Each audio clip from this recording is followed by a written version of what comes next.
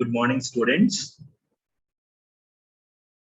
In last class, we have started the distributed file system. In that, we have discussed some file attributes and file operations and file permissions. Okay, the next topic in distributed file system is peer-to-peer system.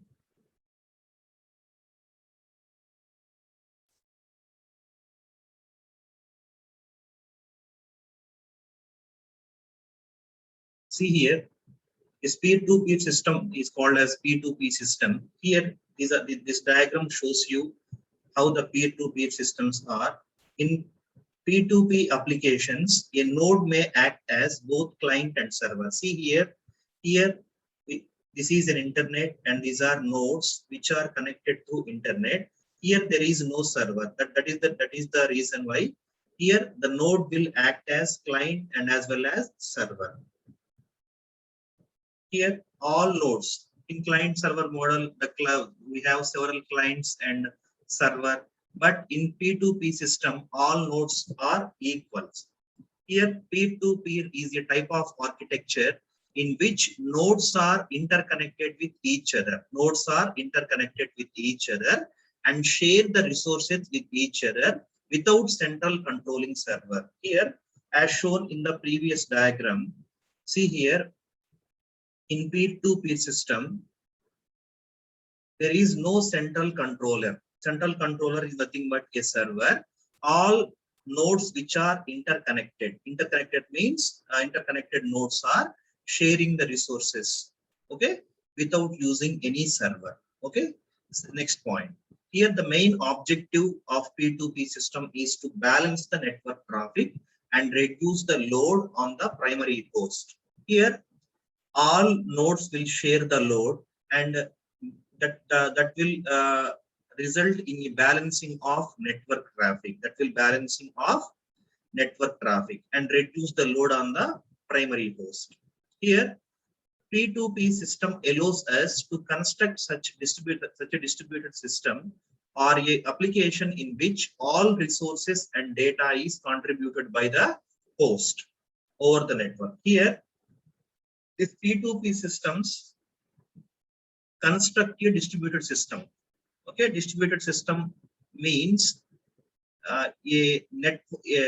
some networked systems are connected. Okay, here these P2P system allows us to construct a distributed system in such a way all resources and data is contributed by the host.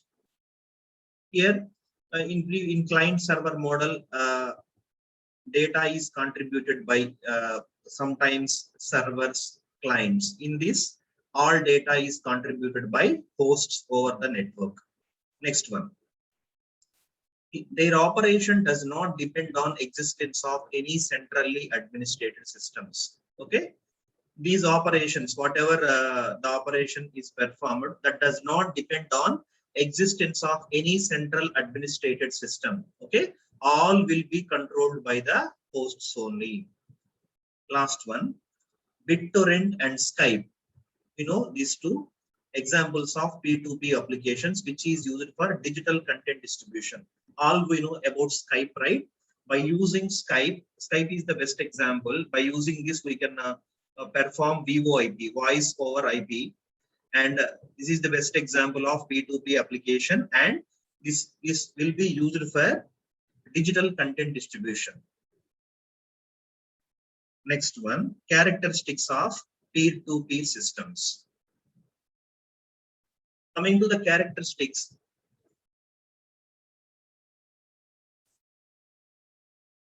all systems which are connected in P2P model, some hosts may differ in contributing the resources. All nodes are peer-to-peer system having the same functional capabilities. Suppose as shown in the previous diagram, some hosts are connected or using an internet that is said to be an internet, that is said to be a P2P model. In that P2P model, sometimes some hosts may contribute less number of resources, even though all the nodes which are connected are having the same functional capabilities and having the same responsibilities too. Next one, no single point of failure. There is no single point of failure in P2P systems.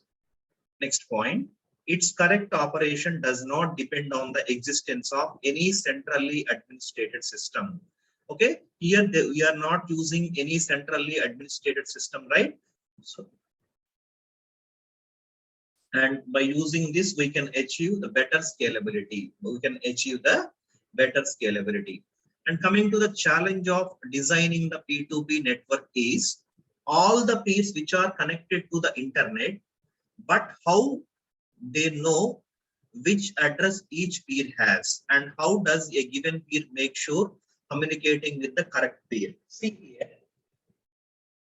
in a peer-to-peer model, all nodes are connected by using internet, but here the challenge while designing the peer-to-peer model is how a peer system knows the address of another peer system. And the second one is whether the other peer system is correct peer or not. Okay, these two are challenges of designing a P2P network. Next one. A key issue for their efficient operation is choice of an algorithm for manner that balances the workload. The main advantage of this peer-to-peer system is to load balancing, right? Now here in load balancing, the challenge is how efficient operation. The key efficient operation is the choice of an algorithm. Okay, choice of an algorithm for placement of data across many hosts and subsequent access to it in a manner that balances the workload. Here, the peer-to-peer systems have many interesting technical aspects like decentralized control. In previous models, we are having centralized control. Here we are having decentralized control. Every host, here there is no superior and no server. Okay, decentralized control and self-organization, and as well as adoption and scalability. These are the major advantage or technical aspects of P2P systems. Next, first one is the identification of peer system in construction of a peer-to-peer model. First, peer identification and peer location. Okay, location means while we need to know the peer, we need to identify the peer, we need to know the location of the peer, we need to know the address of the peer. Okay, excuse me. First one is the identification of peer. Here, identifying the peers meaning being able to distinguish each peer from each peer from each other. Since millions of peers might be connected to the same P2P network, you need to able to address each peer individually. This is done by assigning each peer a unique GUID, that is globally unique ID. See here, first one is identification of peer system. In a distributed model, in a distributed system, the peers meaning being able to distinguish. How can we distinguish the peers? By assigning the GUID, global unique ID to the each peer. Okay, what is the address of each peer? The address is the globally unique ID is the address. Second one is the peer location. Here, the locating peer means finding the peer with a specific GUID. That means global unique ID. Finding the peer with a specific GUID on the network. How can we search the peers? By using GUID over the network with potentially millions of peers in the P2P network. A peer cannot keep fully up-to-date list of all peers in the network. Suppose some systems are connected and to form a P2P network. In that P2P network, let us take a host. That host do not have all the information about all the hosts which are connected in a network. If the all peers have to know each other, imagine how many messages they would have to send each other to keep each other's list of peers up to date. It would be pretty much impossible. what they are saying is, suppose let us take a peer-to-peer system. Those are connected by using an internet. What they are saying is it is impossible to know about all the peers, all the systems. Okay, it is impossible. Why? Because to know the information, we need to send a message to that all peers, and we need to get the reply. This is not possible. Next, instead of keeping full list of all peers in the network, a peer keeps a routing table. Okay, instead of keeping all peers in the network, a peer keeps a routing table, that is with a subset of peers in the network. That routing table is containing a subset of peers in the network. This is the example of centralized peer-to-peer systems is the Napster. This Napster is a related to music files. The example of centralized P2P systems, that is Napster and its legacy. This is an example. But let's see what is Napster. It provided a means for users to share the music files, that is MP3 files. Okay, users to share music files. This was launched in 1999, and so we are this Napster is having several million users. Okay, this is not completely peer-to-peer model, since it is used central servers to maintain the list of connected systems and the files they are provided. See here, in peer-to-peer system, we are not having a centralized server, but this Napster is having a central server that will maintain the list of connected systems and the files they are providing. While actual transactions are conducted here, only the responsibility of server in the Napster is to keep the information about the connected systems. But the actual transactions were conducted directly between the machine, not from machine to server and server to machine like that. The transaction must be conducted directly between the machines, and it will provided the feasibility of a service using hardware and data owned by ordinary internet users. Okay, coming to the Napster architecture, that was included a central indexes, but users supplied the files which were stored and accessed on their personal systems. Here the Napster method of operation as follows, step by step. See, we are having here 5 steps in the Napster method. The first one is file location request. Second one is the list of peers offering the files. File request. Third one, file delivered. Fourth one, index update. That is the fifth one. These are the step by steps in the Napster method operation. See, this is the Napster. Here we are having the 5 steps. These are all. See, this is the Napster server, which is containing the index. The index is nothing but this index is containing the list of connected systems. The list of connected systems.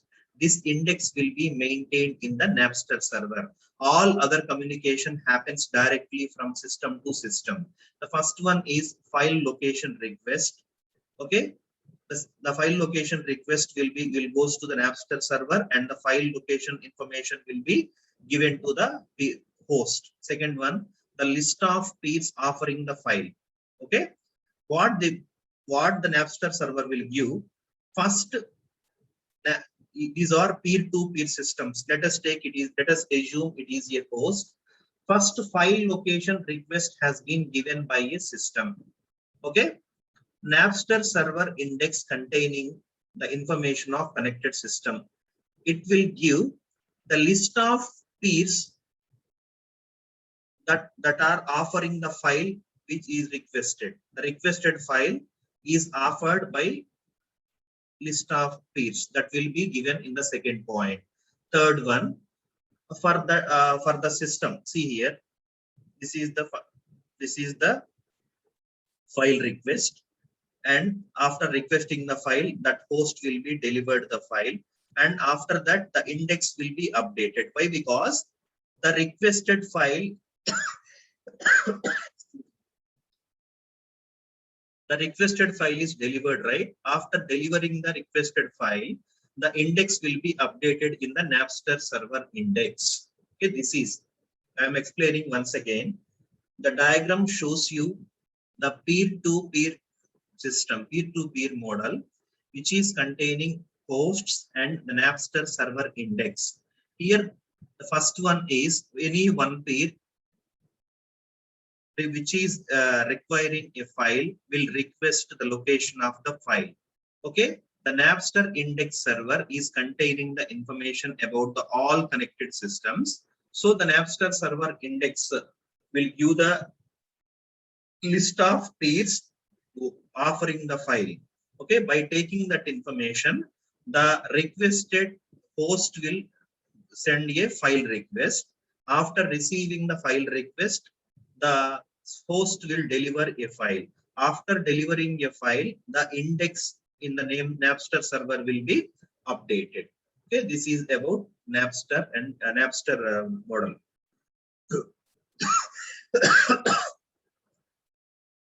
Here, the Napster is used a unified index of all available music files. Okay, here the object discovery and addressing is likely to become a bottleneck.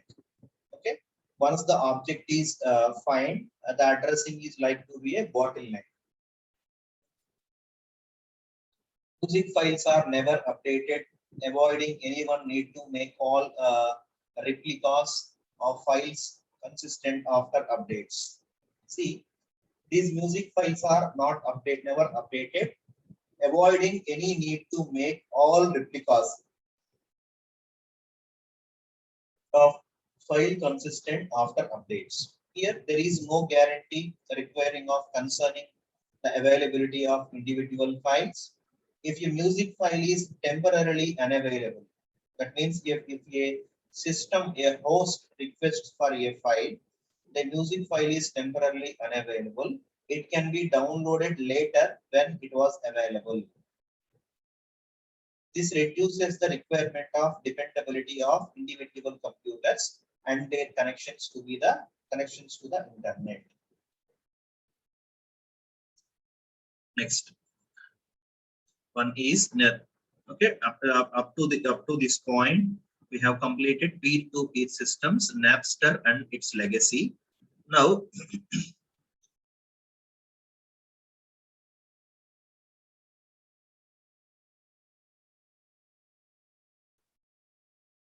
next one is peer-to-peer middleware. Okay, first we need to remember what is the middleware and where is the middleware. Here, so many times I told you in the previous unit also, middleware is a software that provides a common services and capabilities to the applications outside offered by the operating system.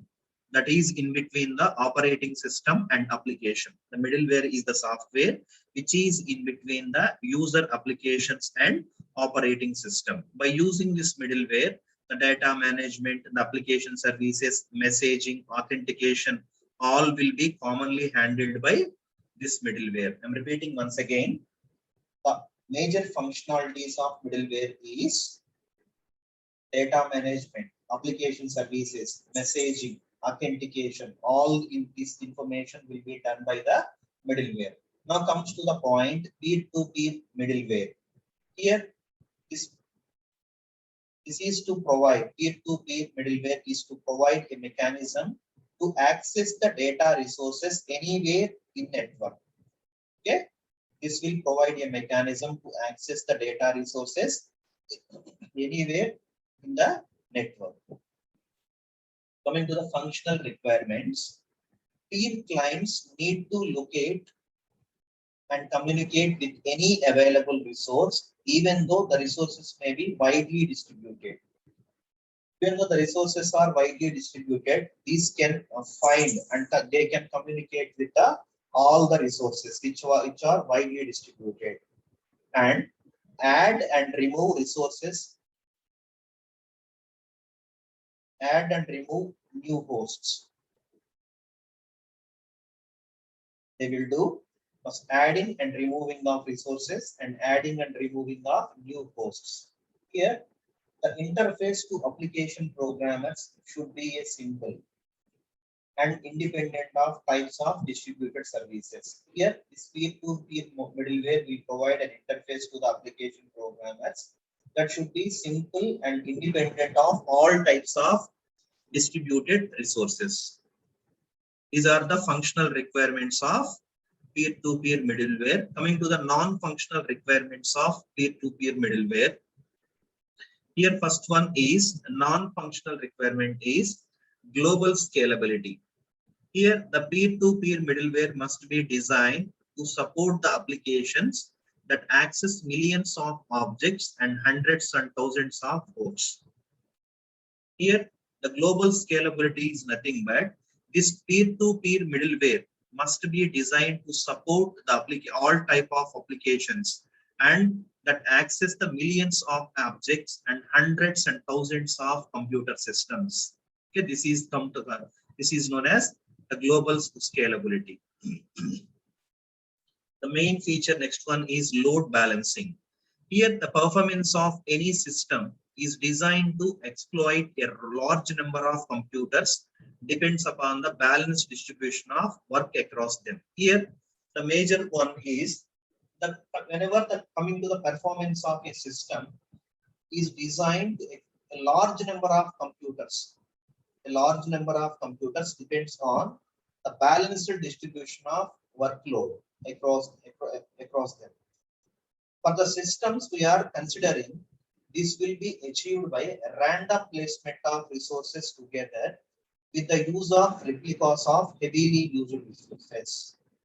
Okay, this will be possible through replicas. Next one is optimization for local interactions between neighboring peers. The third non-functional requirement is optimization for local interaction between the neighboring peers.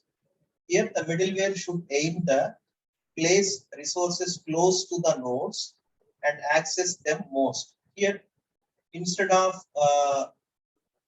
accessing the resources which are having larger distances from the host, instead of that, what they will do is the middleware should aim they concentrate on the resources which are close to the nodes and mostly access them.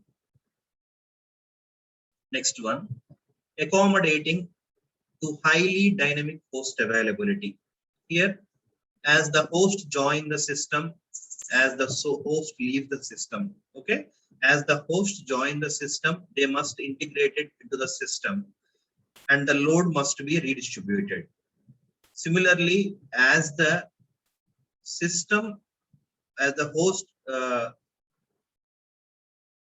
will tell you in easy manner, as the host enter into the system, okay, that must share the resources and that must share the load balance. Similarly, as the system removes, as the host is removed from the system, we need to redistribute their load and the resources which are allocated to the departed system. Okay, once the system is entered, the load should be balanced. Okay, and once the system is left in the system, we need to redistribute and we need to redistribute the load and resources. Next non-functional requirement is security of data. Here, trust must be built by use of authentication. The trust will be achieved by using authentication and by using some encryption mechanisms to ensure the integrity and privacy of the information. Okay. Here, first one is for trust we need to use authentication, and for For achieving integrity and privacy, we are using some encryption mechanisms. Next one, anonymity, deniability, and resistance to censorship. Okay, here the host that holds the data should be able to deny the responsibility for holding or supplying it. Okay, the host that holding the data should be able to deny the responsibility for holding or supplying it. Okay.